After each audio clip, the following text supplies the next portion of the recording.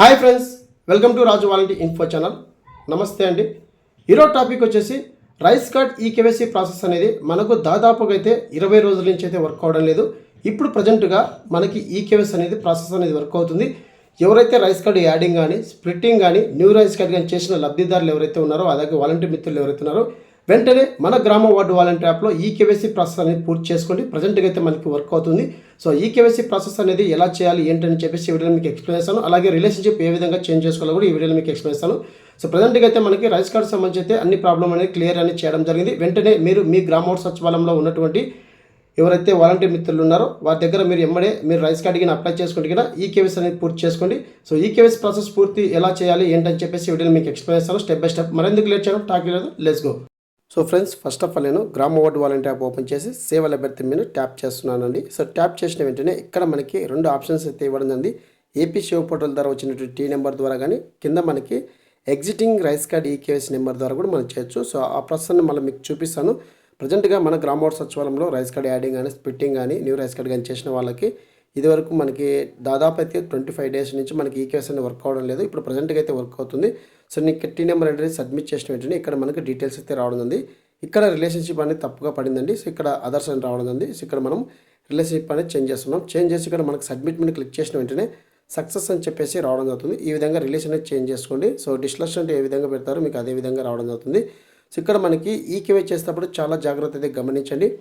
First of all షెల్ఫ్కి అయితే ఈకేవై చేయండి. చాలామంది ఈకేవై చేసినా మనకి పెండింగ్ అనేది వస్తుందని చెప్పేసి అంటున్నారు. ఫస్ట్ ఆఫ్ ఆల్ మీరు ఎవరైతే హెడ్ ఆఫ్ ది ఫ్యామిలీలో షెల్ఫ్ ఉన్నారో వారికి మనం ఫస్ట్ ఆఫ్ ఆల్ ఈకేవైసీ అనేది చేయాలి.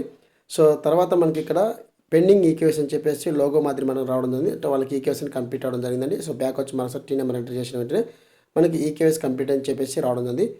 ఇప్పుడు ఇక్కడ మనకి రిమైనింగ్ పర్సన్స్ ఎవరైతే హస్బెండ్ ఉన్నారో వారికి బయోమెట్రిక్ అనేది వేయించండి. సో బయోమెట్రిక్ వేయించిన తర్వాత ఫర్దర్గా మీరు ఎవరినైతే యాడ్ చేసింటారో వాళ్ళని లాస్ట్లో ఈకేవై చేయండి. అప్పుడు మీకు వర్క్ అవుతుంది. ఇన్కేస్ చిన్నపిల్లలు అయితే తగిన ఖచ్చితంగా కుటుంబంలో భార్య భర్తకి ఇద్దరికి ఈకేవై చేసిన తర్వాతనే చైల్డ్ ఆప్షన్ అనేది మనకి ఈకేవై చేయడానికి అవకాశం ఉంటుంది. సో చాలామంది ఒకరికి ఈకేవై చేసి మరొకసారి పిల్లలకి ఈకేవై చేయడానికి పోయినప్పుడు సో మెంబర్ నాట్ వెరిఫైడ్ అని చెప్పేసి రావడం జరుగుతుంది. ఖచ్చితంగా రైస్ కార్డ్ యాడింగ్ చేసిన వాళ్ళు చిన్నపిల్లలు కావచ్చు, పెద్దవాళ్ళు కావచ్చు, మీరు షెల్ఫ్కి అలాగే హస్బెండ్కి ఈకేవై చేసిన తర్వాత ఎవరినైతే యాడ్ చేశారో లాస్ట్ వాళ్ళకి ఈకేవై చేయండి. ఇప్పుడు మనకి ఇద్దరికి ఈకేవైసీ అని కంప్లీట్ అవ్వడం జరిగిందండి.